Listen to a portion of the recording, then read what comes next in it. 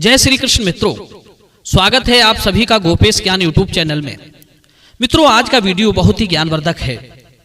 आपसे निवेदन है कि वीडियो को पूरा अवश्य देख लें। एक बार एक जंगल का राजा शेर बहुत बूढ़ा हो गया था। तो शेर ने सोचा कि वृद्ध शरीर से ना तो मैं तेज दौड़ पाता हूं और ना ही कोई शिकार कर पाता हूं। मैं पूरे दिन अपनी गुफा में पड़ा रहता हूं। घर से बाहर ना निकलने के कारण पूरे जंगल में अशांति फैली हुई है। घुसपैठिए आए दिन बढ़ते जा रहे हैं और मुझ में इतनी सामर्थ्य नहीं कि मैं और अधिक दिन तक सत्ता का कार्यभार संभाल सकूं। इसलिए उचित होगा कि किसी नए राजा का चुनाव करके उसके हाथ में ही शासन की बागडोर सौंप दूं। कहते हैं जिस देश में राजा नहीं होता है वहां की प्रजा दुख भोगती है। वहां चोर लुटेरों का प्रकोप बढ़ जाता है। नियम कानून ना रहने की वजह से लड़ाई झगड़े अत्यधिक होने लगते हैं। न्याय व्यवस्था ना रहने के कारण प्रजा के लोग मनमानी पर उतर आते हैं। इसलिए उस देश की प्रजा धीरे धीरे नष्ट हो जाती है। कहते हैं जहां का राजा अत्यधिक संतोषी होता है, अयोग्य होता है या होता ही नहीं है, वो देश अतिशीघ्र नष्ट हो जाता है। यही सब सोचकर शेर ने एक दिन जंगल के सभी जानवरों को बुलाकर उनसे कहा कि देखो, मैं अब और राजकाज नहीं कर सकता। इसलिए तुम सभी जानवरों में से किसी एक को अपना राजा चुनना होगा जो निर्दोष और असहाय जीवों की रक्षा कर सके। मित्रों, शेर के कहने पर सभी जानवरों ने इस बात पर मंत्रणा की कि हमारा अगला राजा कौन होना चाहिए। परंतु समस्या ये खड़ी हो गई कि सारे जानवर स्वयं को ही राजा बनने के लिए योग्य मानने लगे। हाथी बोला मैं राजा बनूंगा, सियार बोला मैं राजा बनूंगा, गैंडा बोला मैं राजा बनूंगा। काफी देर होने पर भी जब उनमें सहमति नहीं बन पाई तो एक बूढ़े शेहार ने सुझाव दिया कि देखो, राजा के अंदर कई गुण होने चाहिए। संसार में 3 प्रकार के राजा होते हैं।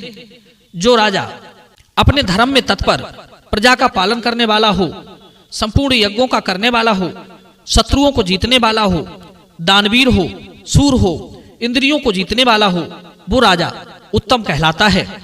ऐसा राजा अंत में मोक्ष को प्राप्त कर स्वर्ग को प्रस्थान करता है। और इसके विपरीत कर्म करने वाले जो होते हैं, ऐसे दया रहित, मद से उन्मत्त, हिंसा करने वाले, सत्य से रहित, ऐसा राजा नरक का भागी होता है। और तीसरा होता है सबसे अधम, जो दंभी, लोभी, विषयी, सठ, जो मन में कुछ और बाहर से कुछ हो, जो वाणी और कर्म से कलह प्रिय हो, जो नीचों से प्रेम रखने वाला हो, जो स्वतंत्र हो, नीति से हीन हो, भीतर छल रखने वाला होता है। ऐसा राजा अपने कर्म से प्रजा को दुख देने वाला होता है। मरने के बाद वो पेड़ पौधे, पशु पक्षियों की योनियों में जन्म लेता है। बिना राजा के प्रजा अपने धर्म में स्थित नहीं रह पाती। जिस तरह वायु अच्छी बुरी गंध की प्रेरक होती है, उसी तरह राजा भी भले बुरे कर्म का प्रेरक होता है। जैसे सूर्य अंधेरे का नाश करने वाला होता है और प्रकाश को फैलाने वाला होता है, वैसे ही राजा अधर्म का नाश करने वाला और धर्म को स्थापित करने वाला होता है। कहते हैं पर स्त्री गमन करने वाला कुटुंबी नहीं होता। अपनी ही प्रजा को दंड देने से वीरता नहीं प्रकट होती। दूसरे का धन लेने से मनुष्य धनी नहीं होता। प्रजा की रक्षा ना करने वाले राजा को, तपस्या ना करने वाले ब्राह्मण को और दान ना देने वाले धनवान को देवता लोग नष्ट कर देते हैं और अंत में उन्हें नरक में गिरना पड़ता है। मित्रों, सियार ने कहा, हे भाइयों, इसलिए सर्वसहमति से किसी योग्य, कुशल और सूरवीर को ही राजा बनाएं। मित्रों, इस प्रकार सभी जानवरों ने निश्चय किया कि बंदर की आकृति मनुष्यों की तरह होती है। वो अत्यंत चतुर और चालाक भी होता है। संकट आने पर वो जरा सी देर में कहीं भी चढ़ सकता है, चाहे वो पेड़ हो या पहाड़। इसलिए आज से हमारा नया राजा बंदर ही होगा। बंदर ने देखा कि समस्त जानवर मिलकर उसका राज तिलक करने जा रहे हैं, तो वो खुशी से फूला नहीं समाया। मित्रों, इस प्रकार जंगल का राजा बंदर को बना दिया। राजा चाहे किसी को भी बना दो, पर शासन तभी सफल माना जाता है जब वो जनता को एक अच्छा नेतृत्व दे सके, जनता की उम्मीदों पर खरा उतर सके। मित्रों, बंदर ने अपने जाति भाई बंदरों को ही मंत्रिमंडल में शामिल कर लिया, कोई अन्य जाति का जानवर नहीं लिया। इस बात से बहुत से जानवर दुखी और नाराज हुए।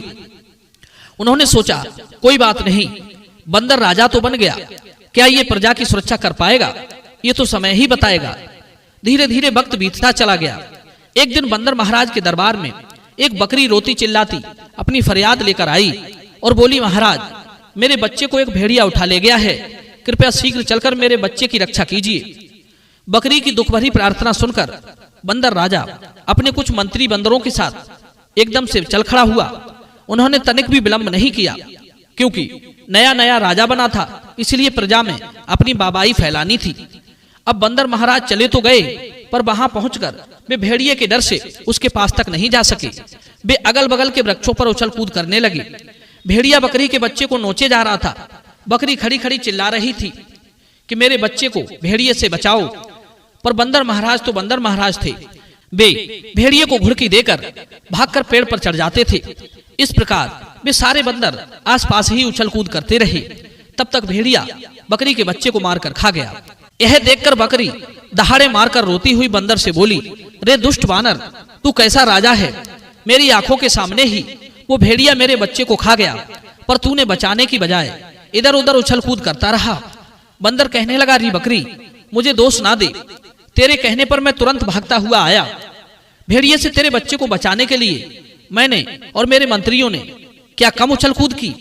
मेरी भाग दौड़ में यदि कोई कमी रह गई है तो बता। मैंने तो अपने राजा होने की पूरी जिम्मेदारी निभा दी। अब यदि तुम्हारा बच्चा नहीं बचा तो इसमें मेरा कोई दोष नहीं है। मित्रों, बेचारी बकरी अपनी किस्मत को कोसने लगी।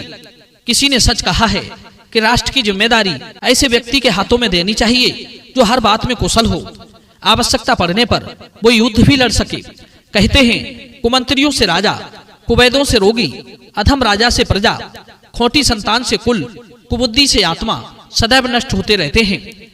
इन 6 लोगों को शत्रु समझना चाहिए। नंबर 1 मूर्ख पुत्र, नंबर 2 रक्षा ना करने वाला राजा या पिता, नंबर 3 कुवैद, नंबर